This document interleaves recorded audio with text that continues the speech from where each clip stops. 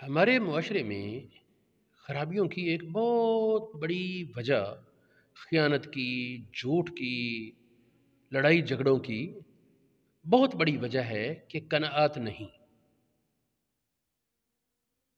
قناعت یہ اسلام کے حسین اصولوں میں سے ایک بہترین اصول ہے، جس کو اگر اپنا لیا جائے تو پھر زندگی آسان ہو جاتی ہے۔ قناعت کا مفہوم سادہ لفظوں میں یہ ہے، دو جملوں میں اس کا مفہوم ادا ہوگا۔ ایک تو یہ کہ جتنا چادر دیکھ کر پاؤں پھیلا، جتنی گنجائش ہے اس کے حساب سے خرچ کر۔ دوسرا، مجبوری کے ساتھ جتنی واقعتاً ضرورت ہے وہ خرچ کر اور فضول نہ خرچ کر،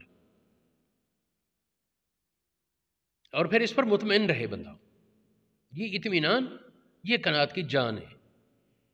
لیکن اور یاد رہے کہ یہ کوئی اگر زیادہ دولت کما لے، انبار لگا لے، پھر بھی ضروری نہیں مطمئن ہو، بلکہ ہم نے تو اکثر دیکھا ہے کہ جن کے پاس وہ زیادہ کاروبار اور بہت زیادہ دولت ہوتی ہے، وہ یہ دوائیوں کے ایک مقدار لے کر نیند لیتے ہیں، ورنہ انہیں نیند بھی نہیں آتی۔ پریشانی ان کے ذہن پر دن رات سوار رہتی ہے۔ اطمینان تو نہیں، تو اطمینان قناعت سے ملتا ہے۔ اس پر میں کچھ حدیثیں پیش کرتا ہوں۔ ایک حدیث، حضور علیہ الصلوۃ والسلام دعا مانگا کرتے، اللہم کننی بما رزقتنی، یا اللہ جو تو نے مجھے عطا کیا اس پر مجھے قناعت دے دے، اطمینان دے دے، وبارک لی فی، میرے لیے اس میں برکت عطا فر، واخلف علی کل غائبۃ لی بخیر، میری ہر چھپی چیز یا رشتہ دار جو بھی مجھ سے چھپا ہوا ہے اس کی میرے لیے حفاظت فرما۔ اس میں بعد میں وخلف علیہ بھی پڑھا ہے، لیکن ملا علی قاری بہت بڑے عالم تھے، انہوں نے کہا ہے یہاں شد لگانا علیہ نہیں، علی کل غائبۃ درست ہے۔ یہ حدیث مصنف ابن ابی شیبہ میں، مستدرک امام حاکم میں، ابن خزیمہ میں، الاحادیث المختارہ ضیاء مقدسی کی کتاب صحیح سند کے ساتھ اس میں بھی ہے، اور بھی کئی کتابوں میں یہ حدیث موجود ہے۔ اگلی حدیث ہے، قد افلح من اسلم، کامیاب کون ہے؟ حضور علیہ وسلم نے اس کی 3 باتیں بتا دی۔ پہلی بات مسلمان ہو، دوسری بات اس کو گزارے کا رزق مل جائے جس سے گزارا اچھا ہو جائے، تیسری بات مطمئن کر دے اس کو اللہ تعالیٰ دینے پر، جو اللہ پاک نے دیا اس پر مطمئن ہو جائے۔ یہ 3 باتیں جس کو مل گئیں وہ کامیاب ہے۔ مسلمان ہو ایک بات، دوسری رزق کفایت ہو، تیسرا جو اللہ پاک نے دیا اس پر مطمئن ہو۔ یہ حدیث ترمذی شریف میں، سنن ابن ماجہ میں اور شرح السنہ میں موجود ہے۔ ایک اور حدیث، حضور علیہ السلام نے 3 باتیں کہیں، جس میں یہ 3 باتیں جمع ہوں، گویا اس کے پاس ساری دنیا آ گئی، اس نے اور دنیا لے کر کیا کرنا۔ یہ نبی پاک کی طبیعت کا زہد دیکھیں اور تربیت کا انداز دیکھیں۔ آپ فرماتے من اصبح آمنا فی سربہ، جس نے اس حال میں صبح کی کہ اپنے گھر میں امن سے ہے، کوئی چور نہیں، کوئی ڈاکو نہیں، کوئی اس کو گھر سے نکالنے والا یا پریشان کرنے والا نہیں۔ پہلی بات یہ ہے، جس نے اس حال میں صبح کی کہ اپنے گھر میں امن سے ہے۔ دوسری بات، معافن فی جسدہ، جسم اس کا صحت مند ہے، اسے کوئی بیماری نہیں لگی، فالج نہیں یا کوئی خطرناک بیماری نہیں، بلکہ صحت مند ہے۔ پہلی بات اپنے گھر میں امن سے صبح کی، دوسری صحت سے ہے، جسم میں کوئی بیماری نہیں، اور تیسری عندہ طعام یومہ، اس کے پاس اس کے آج کا کھانا موجود ہے۔ فکأنما حیزت لہ الدنیا، اس کے لیے تو ساری دنیا سمٹ آئی،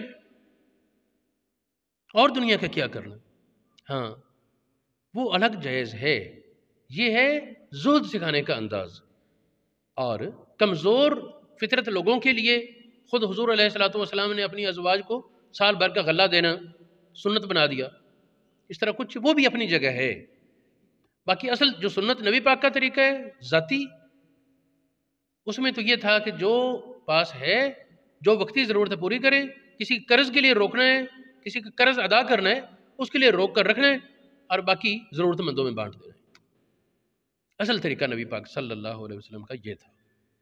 یہ حدیث جو میں نے اب پڑھی، 3 وصفوں والی، اپنے گھر میں امن سے ہو، صبح کرے، جسم میں صحت مند، کھانا آج کا موجود ہے۔ یہ حدیث ترمذی شریف میں ہے، سنن ابن ماجہ میں، الادب المفرد میں امام بخاری نے، مشکات المصابیح میں اور دیگر کتابوں میں موجود ہے۔ ایک اور حدیث، ایک سوال ذہنوں میں آتا تھا، یہ کئی حدیثوں میں ہے، نبی پاک نے فرمایا، دعا مانگی غنا کی، یا اللہ میرا رزق فراخ آخر عمر میں ہو۔ قرآن پاک کہتا ہے وجدک عائلا فاغنا، آپ کو غنی کیا، غنی ہونا نبی پاک کی صفت ہے۔ تو اس پر ایک سوال آتا تھا کہ بعض اوقات تو غنی بگڑ جاتے ہیں، یہاں غنی ہونے سے کیا مراد ہوگا؟ حضور علیہ الصلوۃ والسلام کے پاس مال کی بھی بہتات تھی، مال کے اعتبار سے آپ فقیر نہیں تھے، یہی تحقیق ہے۔ باقی یہ غنا کے بارے میں ایک حدیث پیش کرتا ہوں۔ آپ نے فرمایا لیس الغنا عن کثرت العرض، سامان کی کثرت کا نام غنی ہونا نہیں، سامان کے زیادہ ہونے کا نام غنی ہونا نہیں، ولیکن الغنا غنی النفس، غنی ہے دل کا غنی ہونا، بندہ مطمئن ہو اور اس کے جو ضروریات ہے بس کفایت ہے۔ ورنہ تو یہ لاکھوں اور کروڑوں کے کاروبار والوں کو بھی پٹیا پٹیا کرتے دیکھا ہے، نہیں جی گزارا نہیں ہوتا جی، پریشان بڑے ہیں۔ یہ حدیث لیس الغنا عن کثرت العرض والی یہ بخاری شریف میں، مسلم میں، سنن ابن ماجہ میں، موطا امام مالک میں، جامع ترمذی میں، مسند بزار میں، ابو یعلا میں، مسند احمد بن حنبل میں، شرح السنہ میں، مشکات المصابیح میں موجود ہے۔ ایک اور حدیث ہے، حضور علیہ السلام نے دعا مانگی، اللہم اجعل رزق آل محمد قوتا، اے اللہ محمد کی آل کا رزق وہ کفایت والا بنا، جس سے گزارا اچھا ہوتا رہے۔ بس یہ نہیں مانگا کہ میری اولاد کو دولت کے انبار ملے، بلکہ کفایت، گزارا، جتنی ضرورت ہے وہ ملتا رہے۔ یہ حدیث مسلم شریف میں، بخاری شریف میں، مصنف ابن ابی شیبہ میں، مسند احمد بن حنبل میں، شرح السنہ میں، جامع ترمذی میں، سنن ابن ماجہ میں اور مشکات المصابیح میں موجود ہے۔ اور جس طرح میں پہلے بھی کئی بار کہہ چکا، کسی کو حوالہ جات کی ضرورت ہے مجھ سے رابطہ کرے، سارے حوالے لکھے ہوئے ہیں، لیکن میرا مضمون اس طرح زیادہ لمبا ہو جائے گا، اس وجہ سے میں حوالہ جات بیان نہیں کرتا، اور صفوں کا اختلاف بھی بہت زیادہ ہوتا ہے۔ ایک اور حدیث، حضور علیہ الصلوۃ والسلام نے ارشاد فرمایا، جو تم سے نیچے ہے، کم مال دولت والا ہے، کم حسن جمال والا ہے، جو تم سے کم ہے اس کو دیکھو اور شکر ادا کرو جو تمہیں اللہ پاک نے اس پر فوقیت اور فضیلت دی، اور جو تم سے بڑھ کر ہیں مال میں، دولت میں، حسن میں یا دنیاوی نعمتوں میں، ان کو دیکھ کر حسرت میں نہ پڑیں بلکہ اس سے بچیں۔ فرمایا انظروا الی من هو اسفل منکم، اس کی طرف دیکھو جو تم سے نیچے ہے، کم ہے، ولا تنظروا الی من فوقکم، جو اوپر ہے اس کو نہ دیکھو، انہ اجدر اللہ تزدروا نعمت اللہ علیکم، اس کا فائدہ یہ ہوگا کہ اللہ کی نعمت جو تم پر ہے تم اسے حقیر نہیں جانو گے، ورنہ تو ذہن میں پڑ جائے گا نا، لے فلانے نو اینی شے ملی مینوں اینی کیوں، فلاں کو 5 بیٹے دیے مجھے 2، یہ تو پھر کوئی حال نہیں، یہ اللہ کے بندے 2 تو ہے نا، تو ان کو دیکھ جن کو اللہ پاک نے ایک بھی نہیں دیا۔ جی میرا مہینے کا جی آمدن 1 لاکھ روپے ہے، فلاں کی 50 لاکھ ہے، تو فائدہ تمہیں بھی کیا سوچنے کا؟ تم انہیں بھی تو دیکھو جو کما ہی نہیں سکتے، یا روزانہ کا تازہ کماتے اور تازہ کھا لیا گزارا، ان سے تو مالی اعتبار سے بہتر ہو نا۔ اس طرح ایک اور حدیث پاک میں فرمایا، کسی فاسق پر رشک نہ کرو اس کے مال کی وجہ سے، تم کیا جانو کہ اس کے ہاں اس کی کتنی بڑی سزا ہے۔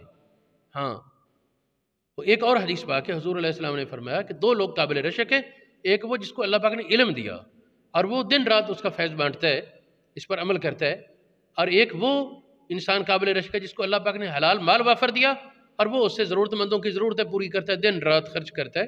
یہ 2 لوگ قابل رشک، یہ اپنی جگہ ٹھیک ہے، بل اس وقت میں وہ قناعت کی بات کر رہا ہوں، اطمینان قلبی کی، قناعت کی، تو وہ ظاہر زیادہ مالوں والوں کو دیکھ کر اطمینان تو نہیں، وہ اور مزید سے مزید تر کی تڑپ بڑھتی جائے گی۔ تو اسی میں ایک اور پہلو بھی ہے نا قناعت میں، کہ آدمی فضول نہیں خرچ کرے گا، آیا جتنا ضرورت ہے اس کے لیے تو بھاگ دوڑ کرے، محنت کرے، اور اگر ضرورت سے زائد جمع ہو گیا تو ضائع نہ کرے، یا دوسروں کو دے دے یا ضرورت کے وقت کے لیے رکھ لے، اپنے مجھ کو ضرورت پیش آئے یا کسی اور کو ضرورت پیش آئے۔ بہت سے لوگ ہوتے ہیں کم فہم، قرآن پاک کہتا ہے لا تؤتوا السفہاء اموالکم، کم فہم لوگوں کو مال نہ دو، کہ جب ضرورت پڑے گی انہیں بھی تو ان کے پاس تو ہوگا نہیں، جب آیا فٹافٹ اڑایا اور ختم، تو ان کو ان کی ضرورت کے مطابق دو۔ اذا نظر احدکم، جب تم میں سے کوئی اس کو دیکھے جو تم سے فوقیت رکھتا ہے دنیاوی نعمتوں میں، تو حکم ہے کہ وہ اس کو دیکھے جو تم سے کم تر ہے، تاکہ ذہن میں شکرانہ کا جذبہ پیدا ہو اور ناشکری کا خیال نکل جائے۔ یہ حدیث بخاری شریف، مسلم شریف، مسند احمد بن حنبل، مشکات شریف اور دیگر کتابوں میں موجود ہے۔ یہاں مناسب ہوگا وہ شیخ سعدی کا واقعہ، ایک بار جوتا نہیں تھا اور چل رہے تو دل میں ایک خیال آیا کہ ایک طرف مجھے اللہ پاک نے اپنا دوست بنایا ہے، اتنا علم اور اتنی شہرت دی ہے، اور حال میرا یہ کہ جوتا بھی کوئی نہیں۔ خیر اسی ٹوٹے دل کے ساتھ مسجد میں آئے تو وہاں نظر پڑی کہ کوئی آدمی ایسا جس کے پاؤں ہی نہیں۔ فوراً اللہ پاک کی بارگاہ میں توبہ طیب ہوئے، اللہ تیرا شکر ہے تو نے مجھے پاؤں تو دیے۔ الیاذ باللہ، یہ کہنے کا مقصد یہ ہے کہ انسان کو ہمیشہ اپنے سے کم کی طرف دیکھ کر اللہ پاک کی بارگاہ میں شکر کا جذبہ رکھنا چاہیے، اور یاد رہے کہ جو وعدہ ہے نا ان شکرتم لازیدنکم، اس کا یہ مطلب نہیں کہ دل میں گلے شکوے اور زبان سے شکر شکر کرتے رہیں، نہیں، دل، زبان، اعضاء اللہ پاک کی احسان سے ممنون، احسان سے بھرے ہوئے اور اس خیال سے بھرپور ہوں کہ اللہ پاک کی بڑی نعمتیں ہیں، اس میں پھر برکت کے راستے کھلتے ہیں۔